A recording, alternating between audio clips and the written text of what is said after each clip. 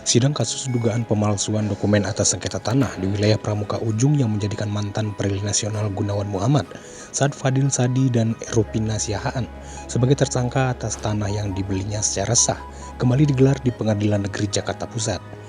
Dalam persidangan kali ini, jaksa penuntut umum menghadirkan saksi mantan Kepala Kantor Wilayah Badan Pertanahan Negara DKI Jakarta Dwi Budi Martono. Dalam kesaksiannya, Dwi Budi Martono menegaskan bahwa selama ia menjabat sebagai Kakanwil BPN DKI pada tahun 2020, BPN belum pernah mengeluarkan sertifikat untuk tanah yang disengketakan.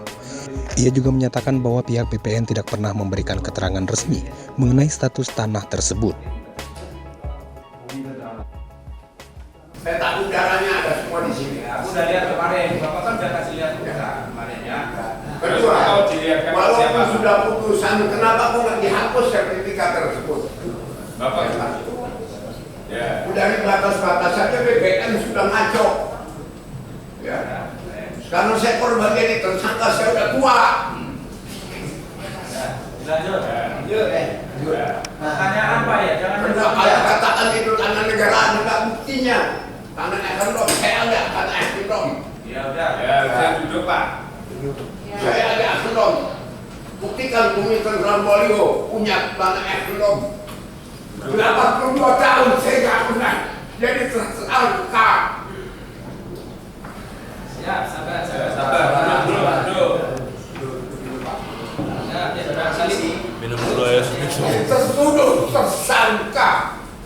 Alhamdulillah ini saya. Korban saya permainan di BPN sendiri. Gambar beda-beda, tiap tahun beda. Dalam kesimpulan kami di sini sebagai saksi tidak menyimpulkan. Nanti majelis hakim yang menyimpulkan. Tapi sampai dengan sekarang tanah itu tanah yang belum terdaftar. Jadi belum ada kesimpulan di BPN.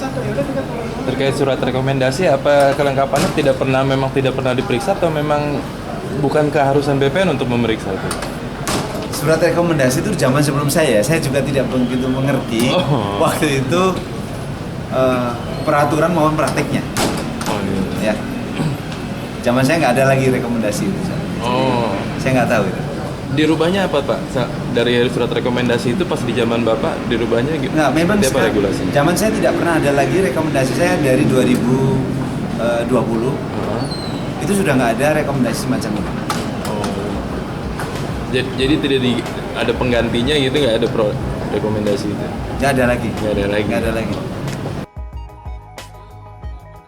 Di sisi lain, penasihat hukum terdakwa Sulasmin menegaskan bahwa hingga kini belum ada saksi yang memberikan keterangan bahwa surat girik yang digunakan terdakwa adalah palsu. Sampai saat ini Kanwil tidak memberikan rekomendasi atau surat pernyataan bahwa tanah tersebut adalah tanah ekondom. Tidak ada kan itu yang pertama. Kedua, bahwa dari pernyataan ataupun keterangan saksi tadi menyatakan bahwa ekondom 1550 itu tidak ada medbrief. Jadi itu tidak ada. Karena yang ada cuman peta ekondom.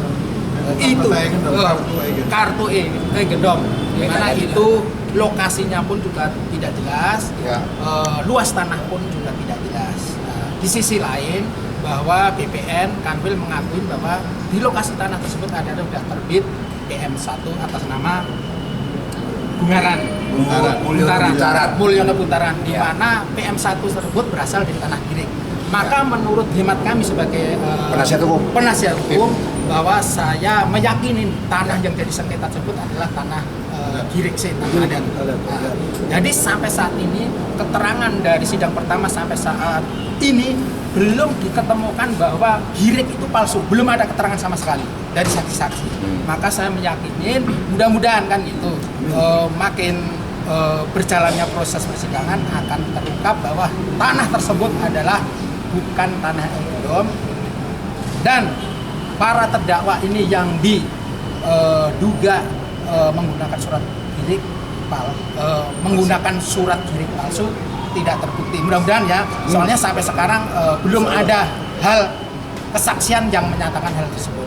Demikian, Terima kasih dan Tapi kan tadi dalam proses persidangan tadi disebutkan bahwa BPN tidak ada kewenangan untuk menyebutkan bahwa itu palsu atau tidak, tidak ada kewenangannya.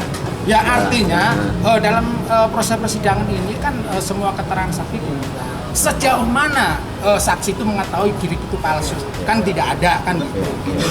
Mungkin saya bisa tambahkan begini. Yang dinyatakan tadi apa yang disampaikan oleh